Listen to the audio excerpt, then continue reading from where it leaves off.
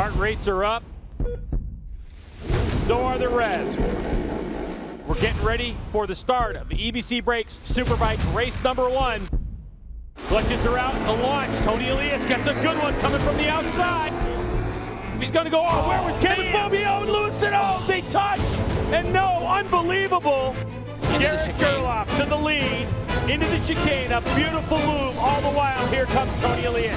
And up and out of the saddle he goes. The 31, Garrett Gerloff, comes onto the front straightaway, uncontested. He'll come across the line and take his 3rd EBC Brakes Superbike victory.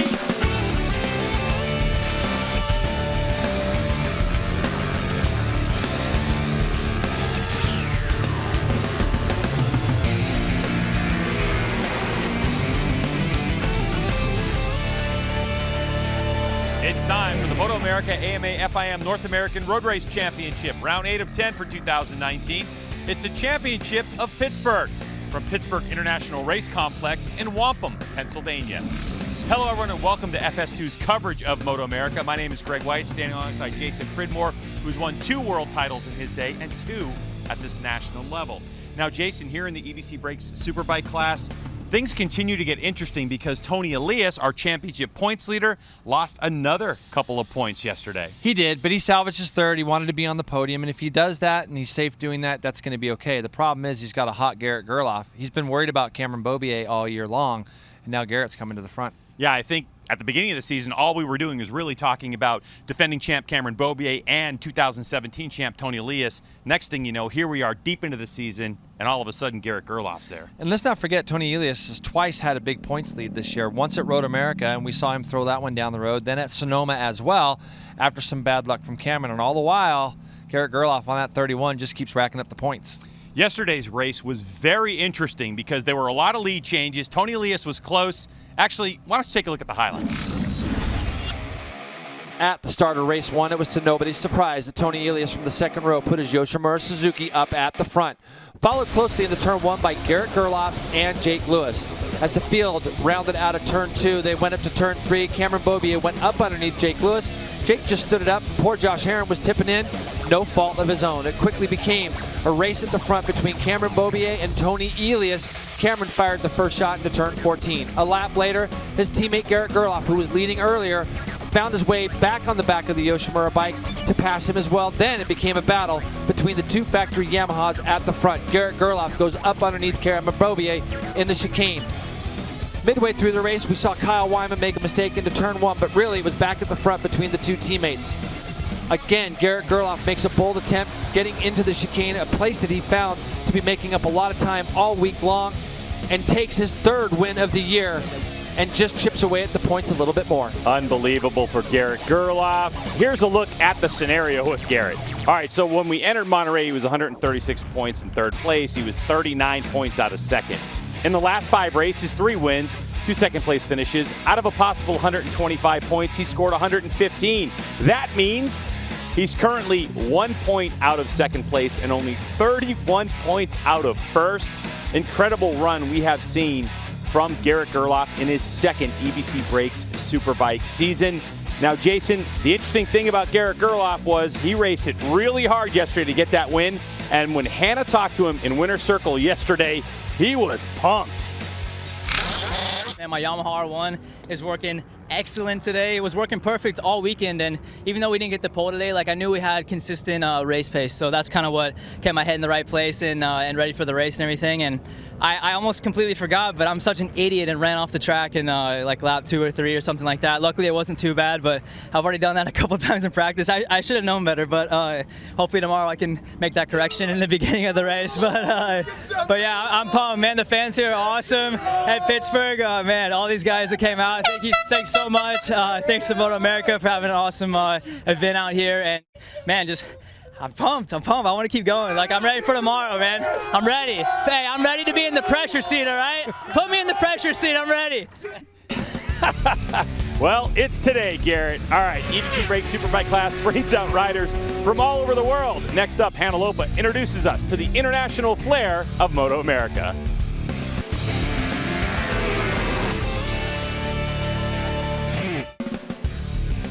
Fox Sports coverage of MotoAmerica Superbike racing from Pittsburgh International Race Complex is brought to you by Dunlop, the official tire of the 2019 MotoAmerica Championship. Welcome back to Pittsburgh International Race Complex in round number 8 of the EBC Brakes Superbike class. MotoAmerica is host to not only domestic riders, but international riders as well.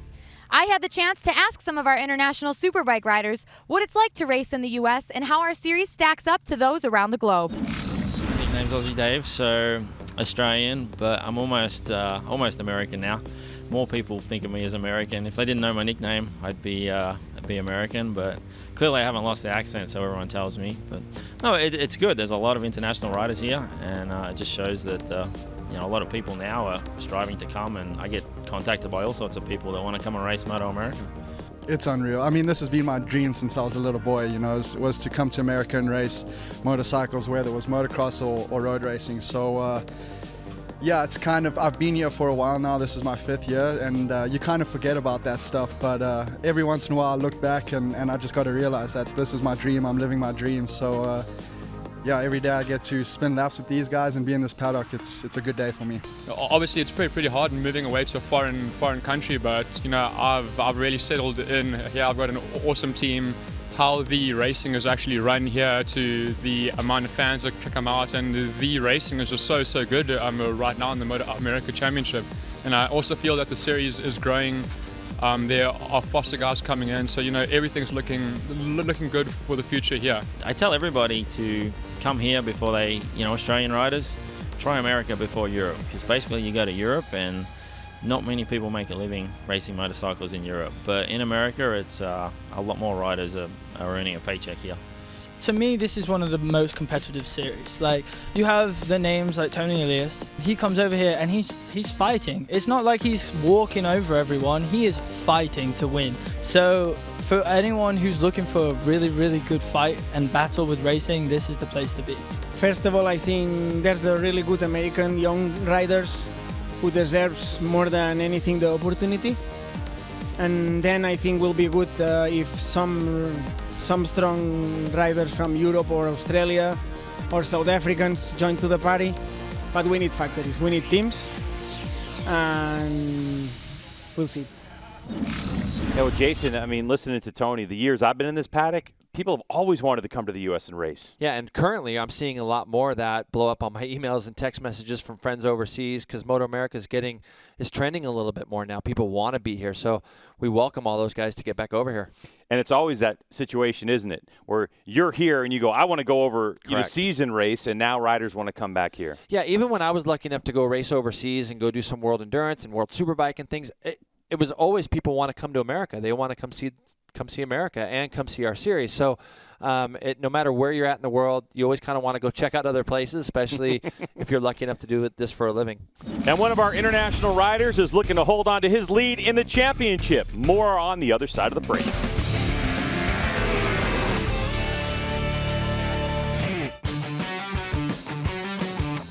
I've been riding for about 35 years. I've been designing motorcycle race tyres for 33 years and riding a motorcycle for about 30 years.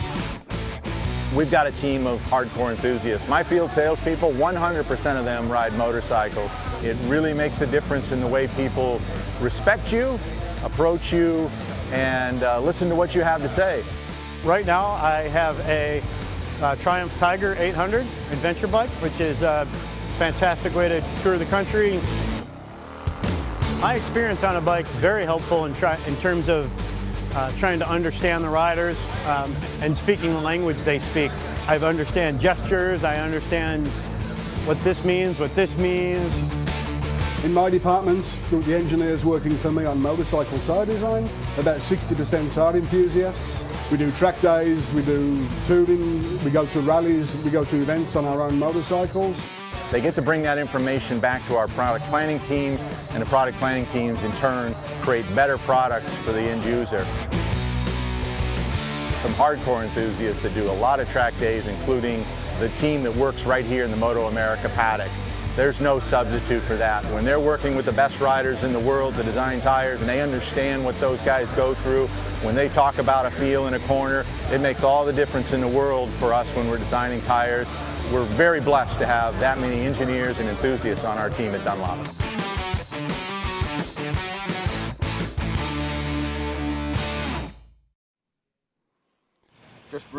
Here at Pittsburgh International Race Complex, one of the most entertaining up and down circuits we have. Jason, look at Hannah got a 2-up ride on the Dunlop bike with Chris Ulrich. So cool. Oh, she looks so happy. Yep.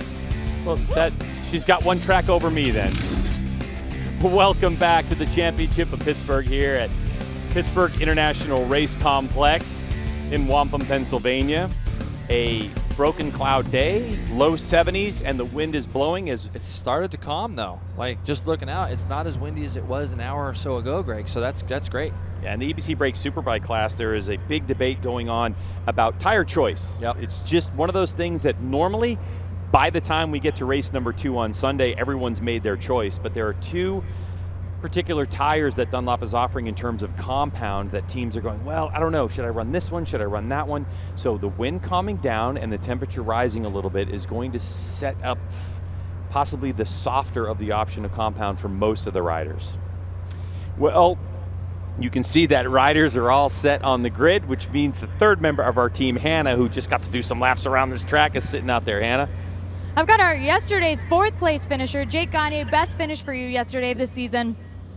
The question is, are you going to keep things the same as yesterday, or do you have some more tricks up your sleeve? We're going to change up a couple little things. I learned a lot in yesterday's race, and I had a ton of fun racing with Matt and Kyle, and it was one of those races I had a ton of fun because this track is really killer. So hats off to the Scheibe Racing, BMW, Hayes Brakes, VP Racing team. I mean, these guys are really, really working hard. So to get a 4th place for them yesterday was awesome, and we're all pretty pumped. So we'll try to go fast, see what we can do today. Best of luck out there. Thanks, Jake. Let's see if he can improve another position from yesterday. You may notice the grid is a lot fuller than yesterday. We've got all of our Ovale Talent Cup kids out here getting up close and personal with their heroes, and perhaps even, they're the future of MotoAmerica. Let's check in with Josh Herron. Josh, you got together with Jake Lewis yesterday, but you were able to rejoin the race. What happened? I think it was just meant to happen after Sonoma. I did the same thing to him. I think it was turn 3 also there, so it was a bummer for sure, but we got up, got some really good data, ran a soft tire yesterday, so I want to see how it lasts throughout the race. We're going to run it again today, and really pumped. It's cool to see all the kids from the Ovale Cup out here. It's cool that one of my sponsors, Fresh and Lean, brought out a couple of them, so it's neat getting to see them experience the grid and hang out with all the riders and stuff, so it's something to get my mind off the race right before the start and get those butterflies out. I'm glad I don't have them, so good to see those kids out here, and just excited to get the race underway today. Hopefully we can make all the laps today without falling down and try to put this baby up there. Thanks, Josh. All right, thanks, Hannah. And Josh Herron running a new number 2. It's not black anymore. Looks totally factory. We'll take a break. When we come back, more coming at you from PittRace as we set the stage for the EBC Brakes Superbike class.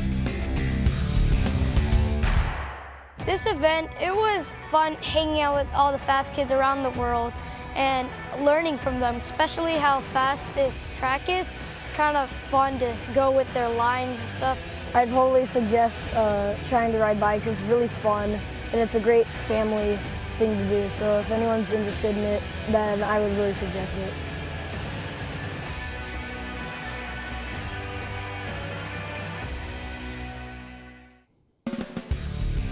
Welcome back to the Championship of Pittsburgh, MotoAmerica.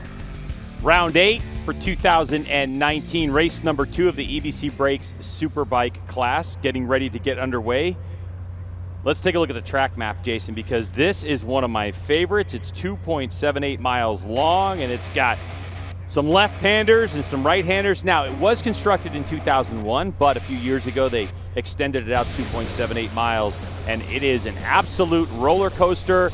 Ups and downs as you like it. Now, Jason, there are plenty of hot spots on this track, so why don't we take a look at the Suzuki track hot spots as you lead us through some of the more important or, hot places on this track. Well, Greg, you're right, and this is slowly becoming one of the riders' favorites too. Turn 1 here is very tricky. We've seen a number of bikes this weekend end up out the grass, not crash, just running off the track out there because it's a hard turn to visually see as you come up over the top of a rise. Turn 3 is a hot spot because that's a spot where we're going to see some passing very early and even late into the race. And you can see, Greg, you call it a roller coaster. It really is, all the way down through 4, 5, 6.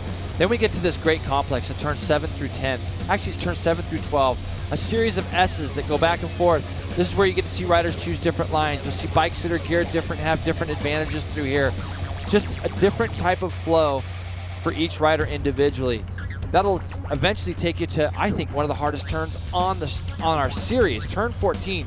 When you tip into turn 14, Greg, you have no idea where the apex is, and you have no idea where the exit is. It takes experience, laps, and some good visual aids, probably, if you're one of those riders that likes to use those, to get through turn 14. Then we go through that fast kink, through the chicane, and it's going to lead you to turn 17 here.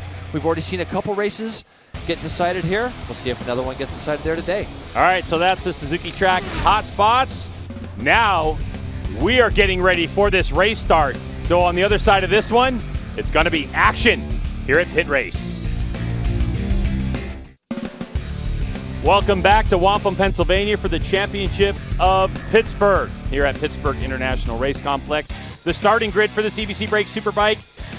Well, this one is Cameron Beaubier led the way at a 139.4, just ahead of Garrett Gerloff. And yep, Jake Lewis, the first of our Suzukis. Jason? Got to see Jake finish today. Hopefully we can get a good result from him. Tony Elias, Josh Herron, and Kyle Wyman, another guy yesterday who we saw tip off. Let's hope Kyle gets through today also. JD Beach, Jake Gagne, Matthew Schultz. That team made some changes overnight. Had a great warm-up today. David Anthony, Cam Peterson, and Max Flinders will round out row 4. Row 5, we have San Federico.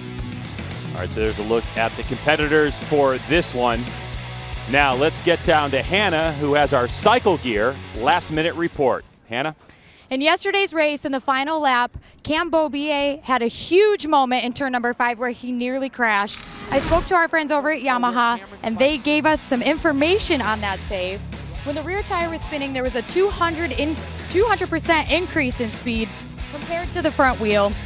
And Cam went from 52 degrees of lean angle to 40 degrees of lean angle in just a quarter of a second. Wow. Now, they say electronics are everything, but Jason, do you think that was really the case for Cameron Beaubier yesterday? Nope. You still have to have those skills, Hannah. I think it's been proven worldwide that, yes, they definitely help. I would definitely say that these bikes are easier to ride because of some of the technological advances in the electronics, but they can still do bad things to you, Greg, and it was a close one yesterday for Cam Beaubier. Yeah, it just shows you how much rider has, the inputs that riders have and how important they still are, no matter how many electronics. Yep. You go 52 degrees of lean angle to 40 degrees in a quarter of a second. Yeah, and that's just raw talent right there. It's a feeling that you'll get through your foot pegs and through your butt and all those other things, and your reaction has to be very quick to it. Our sport's a very reactive sport, and when you feel a bike, at that particular time, he's trying to get a really good run up that hill to maybe try to do something with his teammate yesterday down into turn 7. And just lit the rear wheel up a little bit too much.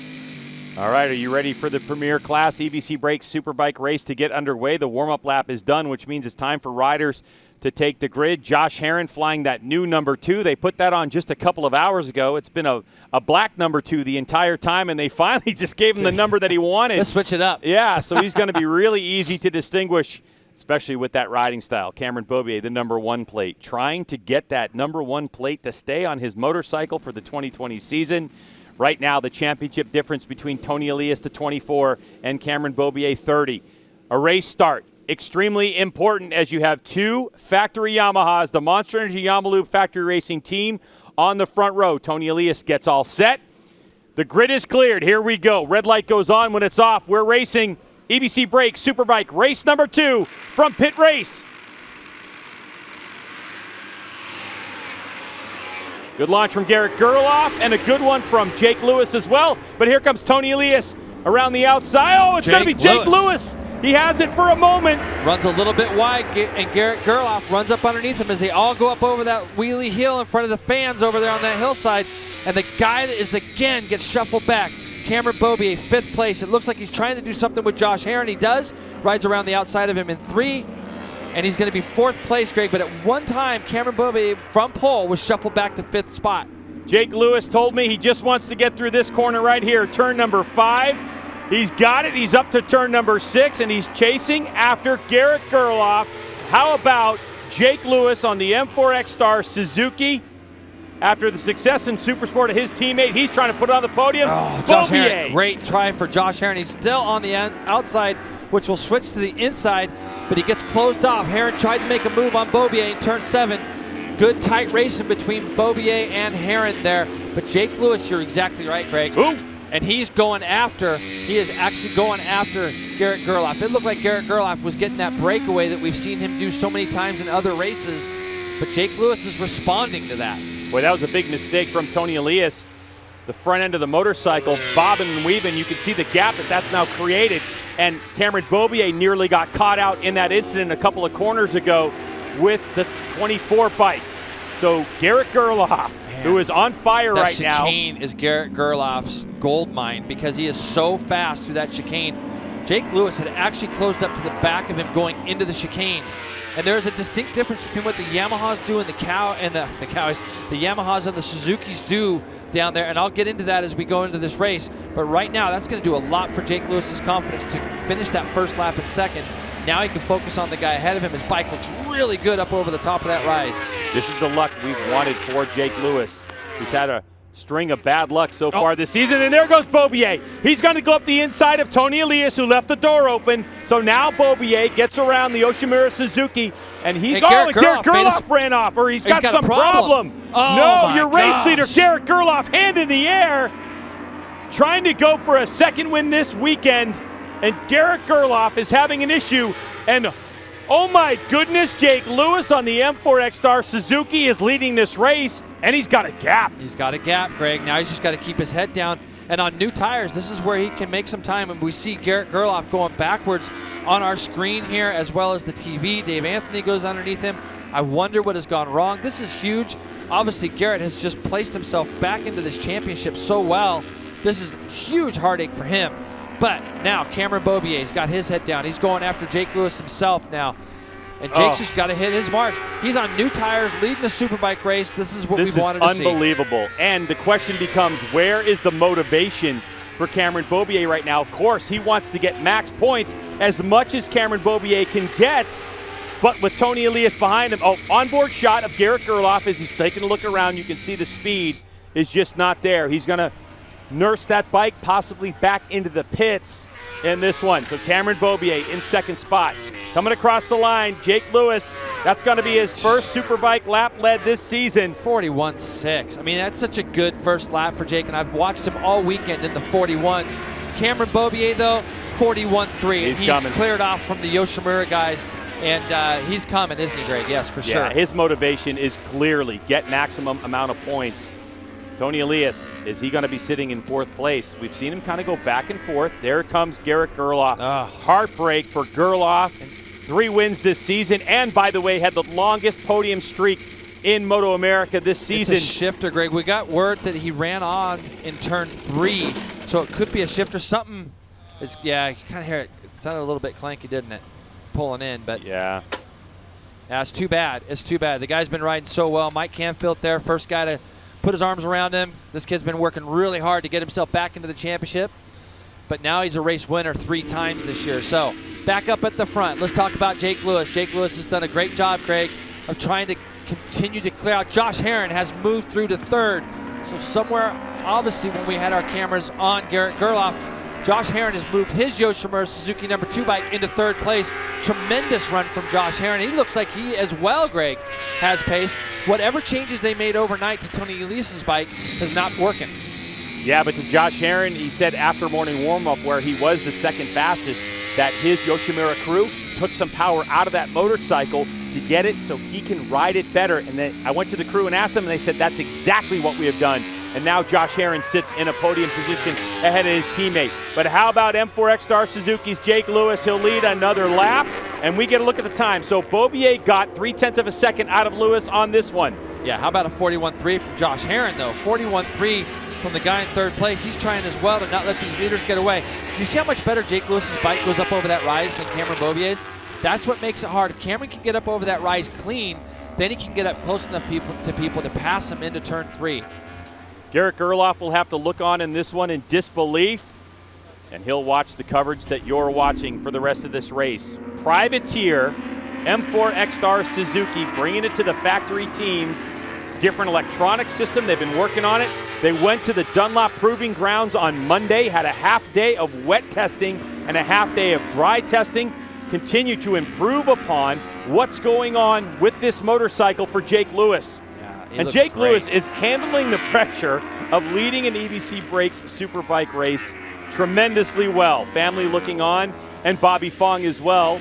Race winner from moments ago in Super Sport, as Jake Lewis continues to set the pace, a 141.6. Now he's got reigning national champion Cameron Beaubier closing in on his M4 exhaust at the moment with Josh Herron in tow, as well as Tony Elias. Tony's still there, Jason. Yeah, I know. I say that, right? I said, oh, obviously the changes aren't working, and look what Tony does. He just starts closing back up on those lead three.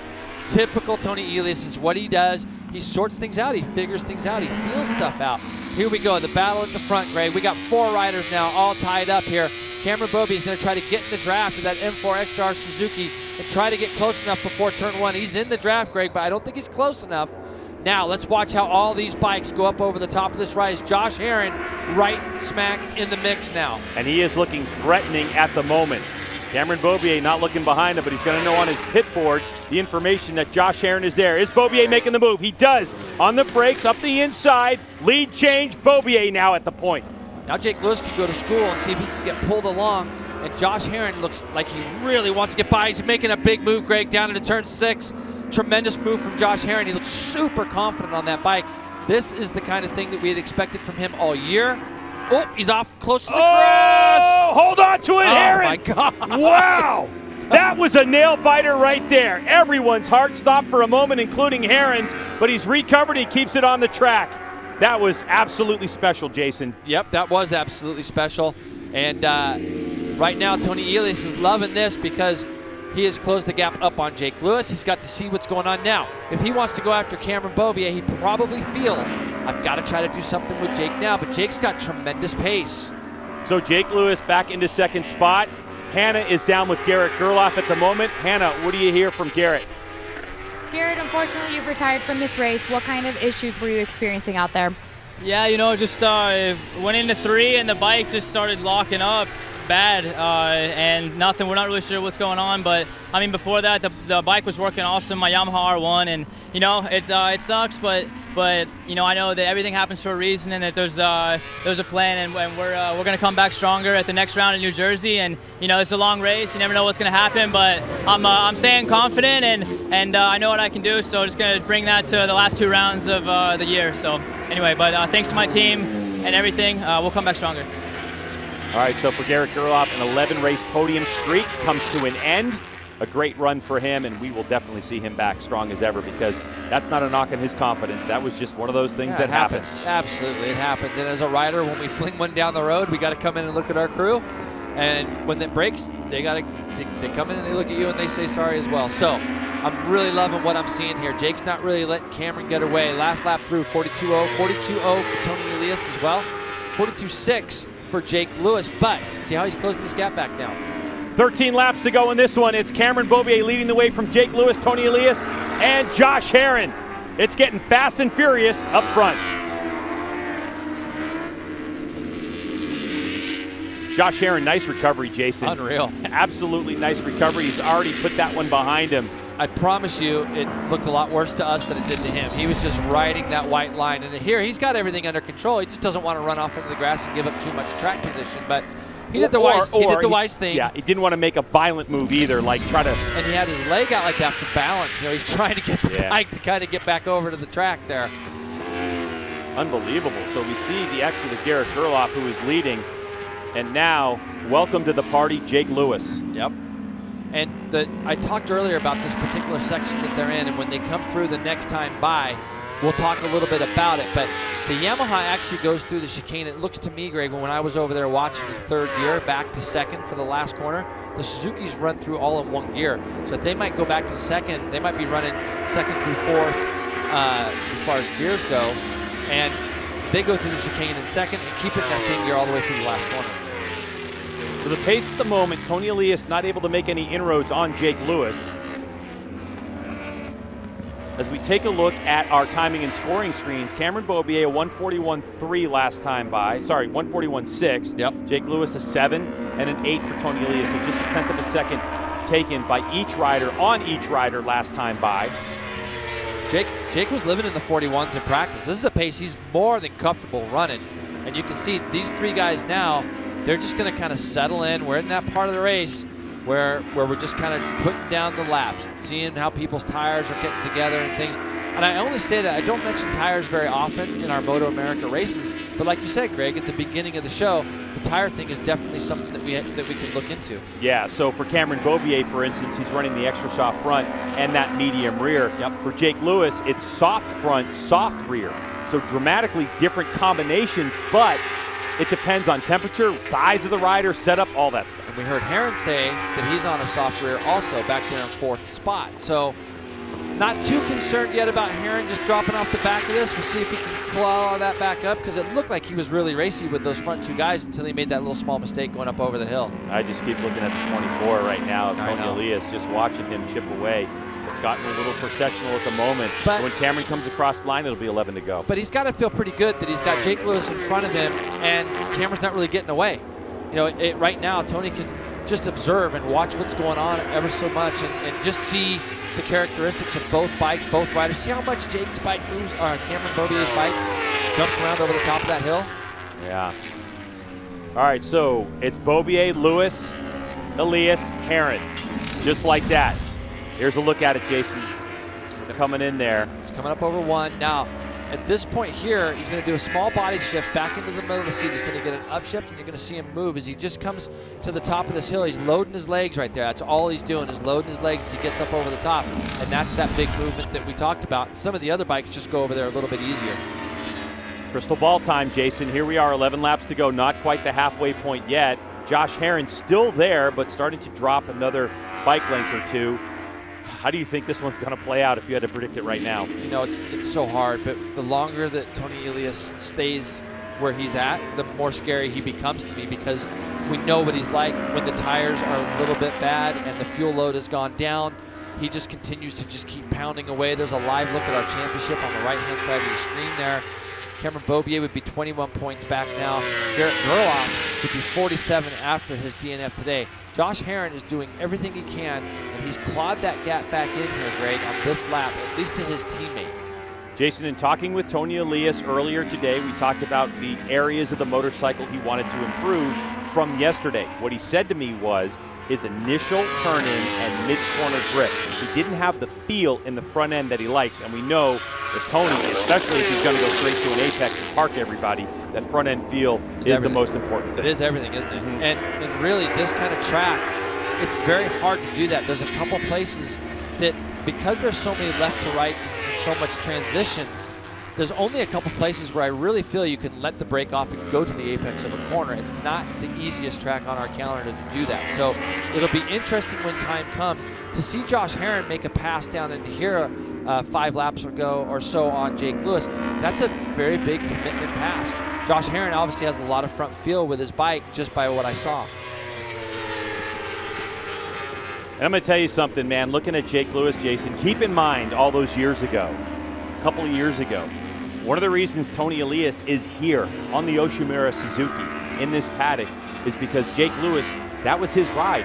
He got injured in the offseason. They needed someone to come fill in for him, and in comes Tony Elias and rode his way right into there. But Jake is contracted with Suzuki, so he got moved over into the M4X Star Suzuki program, and these are the moments where you say, hey, it's been a couple of years, I understand that, but this is why he was a Yoshimura Suzuki factory rider at one time. He's showcasing the talent now that he's got his bike sorted with the team, and you're seeing exactly what the potential of this young Kentucky native, Jake the Snake Lewis, is.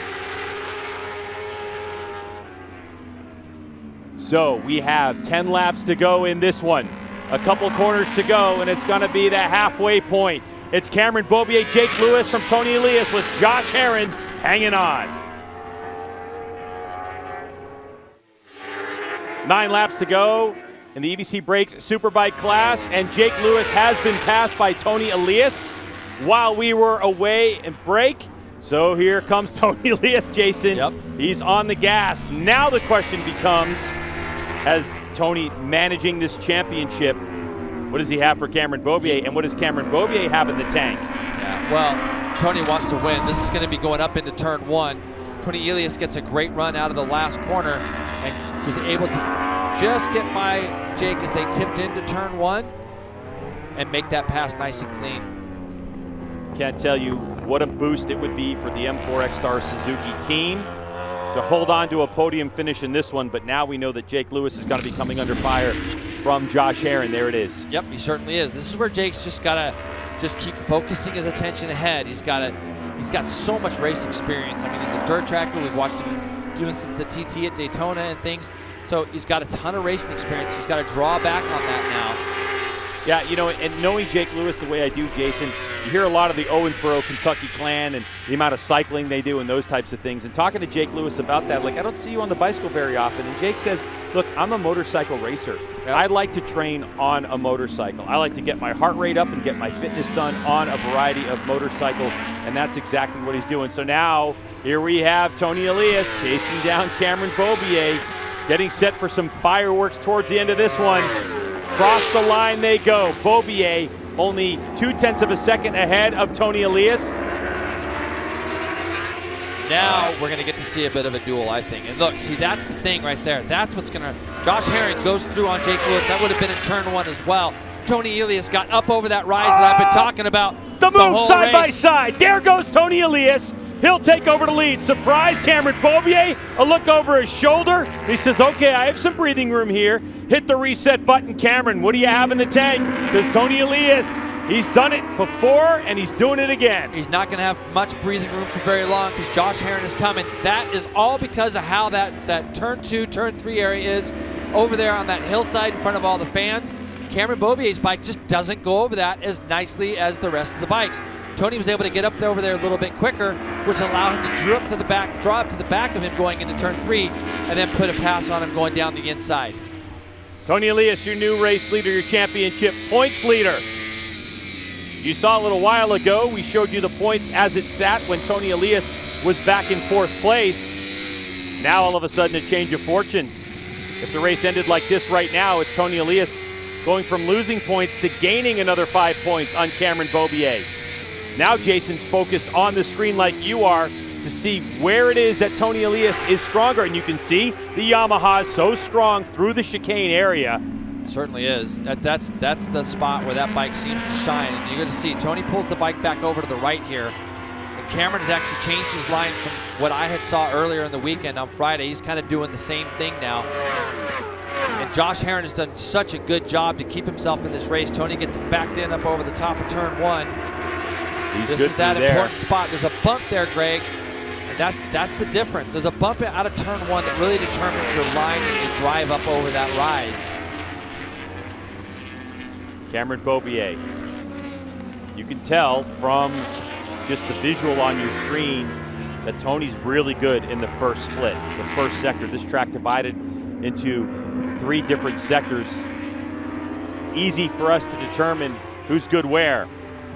Tony Elias, Cameron Beaubier, Josh Herron, Jake Lewis, Matthew Skoltz back in 5th, J.D. Beach in 6th, Jake Gagne, Kyle Wyman, David Anthony, and Cam Peterson, your top 10. 7 laps to go. We're starting to see Tony steer the rear end of the motorcycle with the throttle. Part of the traction control strategy that Yoshimura Suzuki has. Tony actually prefers when the tires start to go off a little bit, gives him more feel. Just watching through the S's there right now, like last year and things, we saw Cameron had a little bit of an advantage through those S sections. And then Tony seemed to shine in some other areas, like going up into harder braking zones. Right now, they look pretty equal through those S's because the main thing that you got to think of is that turn 12 spot is the spot where we've seen Cameron Beaubier do some damage. Look at the speed difference through the chicane. Closing up. It's that last little bit of the chicane that the Suzuki has a bit of trouble finishing off. When I was talking with Tony about finishing the chicane, he felt that the larger stature riders had a bit of an advantage through the chicane because they use a little bit more leg and a little bit more weight down low to get the motorcycle to flick back and forth. 1000% agree with that. That couldn't be any truer, and it is an advantage. And really, when you go through there, you want to have as little movement as you can. Let's see. This is going to be right from Ryder's perspective. Now, Cameron got over there pretty good. He's going to do something. Oh, he can't quite get there, Greg. Equal horsepower. But he got over there really well that time. Cameron Beaubier did. Yeah, I was trying to listen to that throttle position to see if Cameron is maybe letting off a little bit. Doesn't want to show his cards too early. There's less than 6 laps to go in this one. Probably about 5 3/4. Yep. And the question becomes, do you show your hand too early to Tony Elias to allow him to make a plan to get back by you? But all the while, Cam's got to be concerned about the number 2 behind him. Yep. Because the plan, if Cameron has it late in the race, could be foiled by Josh Herrin. Josh just looks great. He's just sitting there. This is when we've seen him at his best this year, talking about Josh Herrin, when he's kind of sat on these guys and watched what's gone on and developing a plan himself. So he looks tremendous right now. This was a spot in years past, right going into that corner. And you can see Tony's closing off the entry to that turn a little bit early, because that's a spot where Cameron Beaubier has been better than him in years past. So, as close as you like it between Tony Elias, Cameron Beaubier, and Josh Herrin. And just off the back, ready to pounce, if anybody makes a mistake, is Jake Lewis. He is right there.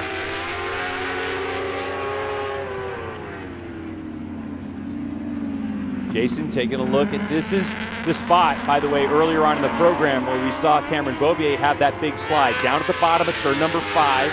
Oh, whoops, up the hill, onto the front straightaway. Yep. Where we saw Cam Beaubier couldn't get it done yesterday on his team. That's He's a big mistake. Yep, that is a big, you see him reaching for the rear brake. Can he stand it up? He was reaching for that rear brake so quickly, trying to get that bike slowed, Greg, getting up in there. And it is so easy to get into that corner too deep. So Tony Elias with a mistake, Cam Beaubier back to the point. Tony trying to get it tight to the apex. This is a really difficult track to do that on. It's a very slow racetrack. Here's the replay. And you can see here, the bike's backed in. Now he's in deep, looking at him going for that rear brake, actually pumping the rear brake, trying to get it to probably, and he gets it controlled. And just think about all the things that are happening there, folks. But he's coming up over that hill at well over 100 miles an hour and getting his braking going. You can see how sideways he is, the bike's, but he's staying committed to where he's wanting to go. He's looking at where he wants to go, and his body's reacting to that. Jason, if you're Cameron Beaubier, how do you stay concentrated on looking ahead and not looking at Tony Elias? You know what I'm saying? Yep. Like, yep. The natural inclination would be to look at Tony Elias and then follow him. But Beaubier, he's a professional. He's a multi-time national champion, and he'll take over the lead. So Tony handed it to him right now. But we know the way Tony Elias rides. If he can get on the back of Cam again and have a shot at him, he wants to lead this race. But now this is an opportunity for Cameron if he can pull the pin. So it's 41-9 to 42-0 last time by. Yep. So we're going to see what Cameron Beaubier has in store for Tony Elias. And you can see, Jason, that Cam has started to wick it up a little bit because they've started to gap Josh Herrin, who, by the way, is not sitting in a solid podium. Jake Lewis is right there. I'm loving seeing that. He's put his time in, and he's done well through these middle portions of the race, or this middle portion of the race. Jake Lewis is still right on the back of this factory trio that we have in front of him. All right, Greg, here's that important spot. Right now, Cameron's got a pretty nice little gap as they go up over the top of that rise. Ooh, that looked like his line was adjusted a little bit. Maybe to the Tony line. A little bit smoother over there. Yep, no, both bikes actually went over there pretty well. So last time by, it was 41.6 for Cameron Beaubier. The fastest lap of the race is a 41.3 by Cam on lap 2, so that's only 0.3 of a second off. So Cam is definitely putting it down at the moment. You can see the rear end of the motorcycle starting to get, spin up a little bit. You said the guys in third and fourth both on softs, right? So maybe this is what we're starting to see now, Greg, with this little gap between the front 2 guys that I don't believe are on softs and the 2 guys behind that are on that soft. Yeah, we're talking about that rear tire. Yep, rear tire, yes. These 2 up front are on the medium Dunlop, and Josh Herrin and Jake Lewis on the soft. And it's something that you and I don't ever really get a chance to speak about very much when it comes to tire compounds and the differences. But we're just now starting to see that fall off from the number 2 and the number 85 back there of Josh Herrin and Jake Lewis. Unbelievable race. We have race number 2 here from PittRace, EBC Brakes Superbike class. Tony Elias had it, big mistake into turn 1. A view of both crews looking on as they await the finish of this one.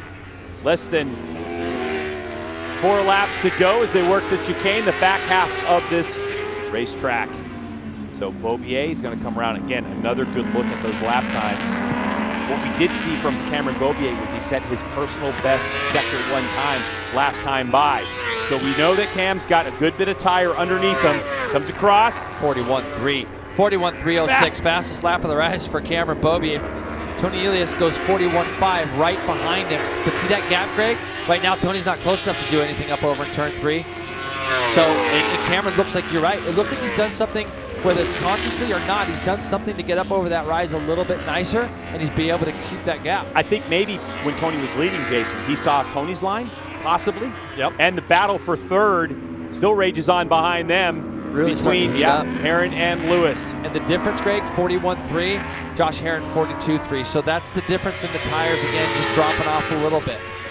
See, the thing about pit race for me, Jason, with Tony Elias, is there aren't as many spots to do the point and shoot, dive to the apex place. Yep.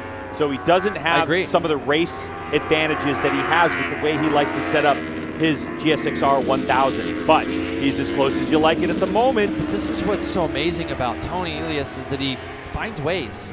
Just He does. finds ways. So he surprises us all the time. At the beginning of this race, he was falling back. I didn't write him off, but I said maybe the changes didn't work. Yeah. Look where he's at now. He just figures things out. So intelligent. And you heard him say in the podium interview yesterday that he was going to go do his homework with his team, and they were going to be there till 8. And they did. And now look where he's at. Strong point right here for Cameron Beaubier. Oh, Cameron's in wrong. Cameron's across the grass goes Cameron. The spot that he's been strongest, Greg, was the place that he made the biggest mistake. So Cameron Beaubier, Jason saw it as soon as he flicked it around, and Cameron Beaubier now second place. That's and it. unfortunately for him, this is it. 2 laps to go. As amazing as Cameron Beaubier is That's at too putting much down real laps, estate. what is it now, Greg? 1.7. Tony Elias was going to have, he will have had to see that. Oh, my. And just like that, the guy who just grinds out those middle sector laps, Tony looks very good. Cameron's going to get in there. He gets it to the left or to the right, but he just couldn't get it back to the left. Maybe he hit that curb a little bit and threw him over there. Wow, just as we thought we were going to have another race go down to a 10th or a 100th of a second. It goes the way of Tony Elias. Tony was the one who made the mistake and gave the lead over to Cameron Beaubier. And Cam, unfortunately for him and his team, handed right back to Tony Elias. Yeah, and look at this. Look at the screen. Cameron Beaubier has just gone 41.817, fastest split of the race in the first split. So our screen's lighting up different colors. Nope. Oh, this kid has zero give up. Yeah, but the problem he might just prove me wrong too as well. Yeah, well, the problem is that Tony Elias set his personal best split in sector number 1. So these two, even though they're right on top of each other, are starting to duel it out because Tony knows that Cameron's got the ability to close in.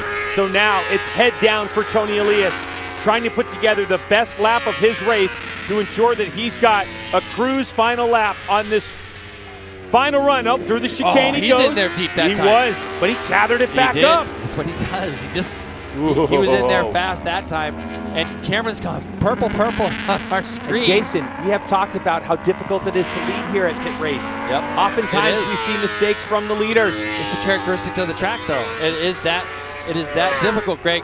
Cameron Beaubier comes across the line. Damage control, Jason. Cameron just got back 0.5 of a second. Now it's 1.2. As now Josh Heron is pulled away from Jake Lewis, and Cameron Beaubier set the fastest lap of the race, a 140.997. Yeah, it's just insane how fast that is this late in the race with all the things that have played out during this 18 laps, and Cameron is still charging. Oh, this is not over. It's so fun watching Cameron ride when he's like this. Like when he just feels like he's just got to go. It's really fun watching him ride like this. So Tony Elias has the win within his sights. Cameron Beaubier has closed the gap again in Sector 2, the fastest sector of the race for Cameron Beaubier in Sector number 1. It's 0.2 quicker than the fastest sector of Sector 1 he set on the last lap. 0.2 this late in the race. Oh, it's 9. That's 2 seconds almost, it just seems like, you know. Unbelievable. It's now down to under 1 second the advantage for Tony Elias. Cameron Beaubier is unbelievable. Absolutely on it. Just wants to get a sniff when they go into turn 17. If he can just get a sniff, and we know how good he is through the chicane, and Greg, he is there. This is an unbelievable lap for Cameron Beaubier. He's trying to close up onto the rear wheel of Tony Elias. This is where Beaubier's strong. Can he get it right? He accelerates out. He's only got another opportunity, maybe 1 or 2 corners. You can see he's going wide. He's trying him around the outside. He's going to try to square him off. Here goes Cameron Beaubier. He's on the gas. Wheel in the air. Oh, it looked like it spun up too much. Wow. He closed it down, but it's going to be Tony Elias who will take victory in race number 2 here at PittRace. And coming across the line in third will be Josh Herron. Cameron Beaubier, the fastest lap of the race. Unreal. In his bid for the win. Can't get it done, but a 140.945 will go to credit to Cameron Beaubier on lap 18. Incredible. The Dunlop tires, how they held up for Cam Beaubier. He put on an incredible last 3 laps after a huge mistake. 0.3 of a second as Tony Elias will celebrate with his Yoshimura Suzuki GSXR 1000 and extend his lead in the championship. Unreal, Greg. What a race we saw. Yeah, you can 4 see different race leaders in this one. Yeah, you know, just incredible racing, incredible efforts by all. Cameron Beaubier doing 2 fastest laps in the last 2 laps of the race. It's breathtaking watching him ride that way, and it's not sustainable over 18 laps. You wish it was. It's just amazing. But what you saw Tony do after he came through the chicane, protected his line. He has a racing sense about him, and when we see the replay, I'll break it down. He enters tight, never lets the bike run wide, just in case someone's trying to square him up and come from the outside and do something with Tony in the middle. He never allows that opportunity to happen. He's got so much racecraft, and he does what he has to win. This guy here, Cameron Beaubier, it's unbelievable watching him ride, and I can't help but think about how frustrated he might be right now. We saw him win at Sonoma, but we saw him tip off in race 1. Yesterday, ends up finishing second yesterday to his teammate. He's just been so close so many times in the last 4 races. I'm just sitting here shaking my head at the speed of Cameron Beaubier. For anyone who's had some laps around Pittsburgh International Race Complex, just to give you an idea of what a 140.945 lap time does for you, that's an average of 99.143 miles per hour. Average. Almost 100 miles per hour average around this racetrack. That's what Cameron Beaubier threw down on the last lap, trying to get those 5 points away from Tony Elias in this championship. Wow. Just unbelievable. Like, you just don't even know what to say. And big hats off to not only Josh Herron finishing third, but Jake Lewis. That young man there ended up 3.4 off the winners. I'm sorry, Greg, 4.1 off the winners. 3.4 was Josh Herron. He was 4.1 back, and he learned a ton. Yeah, my heart kind of breaks for him and the team. I mean, a podium would have been absolutely amazing, but the performance of Josh Herron here, Here you go. Like, see Tony right now, he's going in tight, but he's not going to allow the bike to swing out. He's going to keep it right up along that curbing. If you want to go by me, go around the outside of me. That's the long way to go. With no tire left, makes it really hard. And you're going to see it from Cameron Beaubier's thing. There's no way you're going up underneath him. And now the bike's going to start to spin up, and there's just not a long enough run for him to be able to get up alongside of Tony Elias. And that's what I'm saying about racecraft. Tony's got that. That experience is amazing. Unbelievable. You saw the masterful ride from Tony Elias. Tony Elias first entered the World Championship all the way back in 1999, Jason. Yeah, unbelievable. I mean, Moto 2 World Champ in 2010, taking all those skills of racecraft to Cameron Beaubier. 2 fastest laps of the race at the end by Cam Beaubier. He did everything within his power and kept it on 2 wheels. I mean, hats off to the Californian. One of the best second-place performances we've seen. But, of course, with the amount of points available left in this championship with 100, it's starting to dwindle away, as I think we were 34 points coming in here on the weekend. And now this rider right here, Tony Elias, will leave 1 point ahead of where he was when he came in. That's a win with only 4 races left in this championship. Amazing. Just we've seen some insanely good racing today. And here's a look at our results. Brought to you by EBC Brakes. Tony Elias wins over Cameron Beaubier. Josh Herron back on the podium. Good to see him back. Jake Lewis in 4th. Matthew Skoltz, a nice return of form a little bit today from Matthew. JD Beach 6th. Jake Gagne, Kyle Wyman 8th. David Anthony 9th. So many good stories we didn't get to, Jason, in the back of the field. Kyle Wyman getting that bike fixed. Their last bit, of course, Matthew Skoltz, JD Beach with a new tank. You can see the Cam Peterson in 10th, Max Flinders 11th, and Sam Bertorico in 12th spot. With Garrett Gerloff, our only non-finisher in this one, and total heartbreak and an 11 podium streak now ended for the Texans. So what do you think, Jay, about this race? incredible, and it just the hype builds now for New Jersey, doesn't it? Because we always have close racing in Jersey every year. Garrett Gerloff will be right there with these guys as well, and now the welcome of Jake Lewis in there. We could have 5-6 rider battle for the lead. Well, the celebration's getting ready to begin. We're going to step away for a moment, but when we come back, of course, Hannah's going to be there working it. We're going to get to talk to Tony Elias, Cameron Beaubier, and Josh Herron. As Tony Elias celebrates with Cameron Beaubier, we'll return in a moment.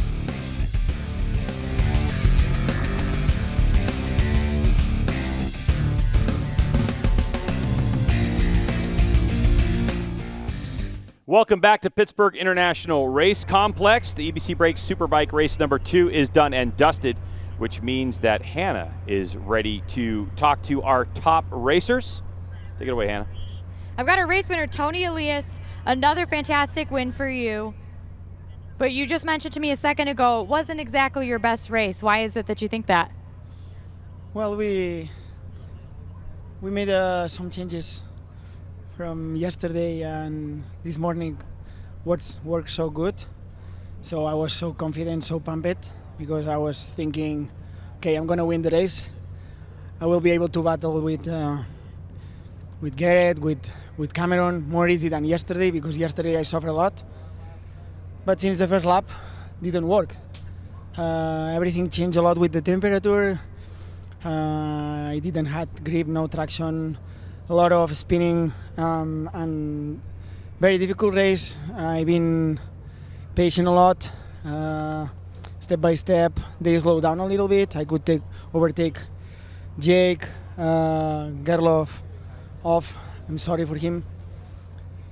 Herring off the track, and then I pressured a little bit Cameron, but he was faster. He had a better pace. It was really difficult for me, beat him, but he mistake. So very lucky. Today we just been lucky. We were not the fastest one. Probably we were the fourth fastest one of this race, but we play good and we win this race. Thanks to my team, because they are giving me the best as they can, working so hard. So good. We live here in the same points as before, so very, very happy. Thanks, Tony. Yeah, that's really, I think, the biggest thing for Tony. I mean, he wants the race wins, but long view is the championship. You said a couple things about the track itself, Greg, and we've seen a couple races won this weekend, not necessarily by the fastest guy. And in Tony's own admission, he didn't feel like he was the fastest guy of this race. This was the mistake that cost Cameron Beaubier the victory today. How often do we see Cameron make mistakes? Hardly ever, especially and keep it upright the way he just did there. And he just got into that chicane, a place that he has been amazing all weekend long. Got in there a little bit deep, made a mistake, and that allowed this guy to, but look at the gap. The gap there is so big. The gap. Cameron still closed it down. But Cam also did the right thing, and he looked over his shoulder to make sure nobody 100%. Was there as well. And he's with Hannah right now. Cam, you made a mistake there at the end. Describe what happened. Yeah, I mean, I don't really know what to say. I just feels like we can't really catch a break sometimes, or the past few rounds, just when it comes to winning. I feel like we have the speed. I have an amazing bike. My team is just working their butts off, and it just really sucks to make a mistake like that and give up the lead, a little lead I had, or at least the chance of fighting for the win. But yeah, I just want to give a hats off to my guys. I was doing everything I could to. I kept seeing +2, +3 on my board, and I just kept my head down, kept chipping away. And I got in there a little hot into the chicane, and I think I was pretty heavy on the front, and I knifed the rear a little bit, and I stood it up, and I didn't want to cut the track because I knew I would have had to, give up a position. So I jumped the curb, went through the grass, and ended up making it worse on myself. But I just put my head down. I was so mad after that, and just clicked off some good laps there at the end, did everything I could to reel him back in. But hats off to Tony, he's riding good. Thanks to Bell, Alpine Stars, and Manabub for keeping me safe. My amazing Monster Energy Yamaha team. We're just going to keep fighting. It's not over. We got 2 rounds left, and just going to keep going. And big thanks to all these amazing fans at PittRace. It's one of my favorite places to come. The weather's perfect. The fans are great. And thanks everybody. When you were trying to close the gap there at the end, how was that tire holding up for you? The Dunlop tires are amazing. We were on the the hardest option on the allocation sheet this weekend, and they hung in there to the very end, and I did my fastest lap at the very end, catching Tony. So that's a real testament to Dunlop, and all their hard work's paying off. Congrats. Thanks, Cam. Yeah, he just wanted to get that interview done, didn't he? Then Hannah dupes him with a second question, right? Yeah. So. I mean, you don't blame him. And, a little bit of a boost from the crowd, which is always good. But of course. Yeah, I think Tony called it. I mean, at the end of the day, it is about who gets to the checkered flag first. So Tony was the fastest on the day. But for sure, the speed that Cameron Beaubier showed, it really displays why he's so frustrated. It does. And I think that when you look back at our 2019 season and whoever comes out on top, you look at Cameron, and there's just been a few races that I think on paper you and I would look at together and go, that's probably a Cameron track. And it really hasn't played out that way. Now we're going to Jersey, which is kind of a track where Tony's done really well in the past. It's a good Yost track. And Heron will be right there, too. So when you think about it, some of the opportunities have slipped away a little bit, and that's why you see the frustration. Another great ride for someone who gets back on the podium is Josh Heron. He's with Hannah. Josh, a very hard-fought third-place finish for you today. Jake Lewis was putting some serious pressure on you the whole time. What do you think it was that gave you the upper hand? Oh, I have no idea. Maybe my electronics guy, Scott, putting a good package in there for me. I'm not sure. We had the same. I think me and him were the only ones on the softer tire. Worked out really good. I think I was just losing so much time in the chicane that I couldn't catch back up every lap and maintain pushing that hard the whole race. So happy to be back up on the podium, but we for sure want to be on top. Congrats to Tony for the win. Thank you to my whole Yoshimura Suzuki team and all my sponsors. Fresh and Lean pays me 20 grand every time I say Fresh and Lean, so Fresh and Lean, Fresh and Lean, Fresh and Lean. Just thanks to everybody. Thanks to the fans for coming out. The weather was great. Looking forward to New Jersey and Barbara at the end of the year. And yeah, happy to be up here and not on the ground like yesterday.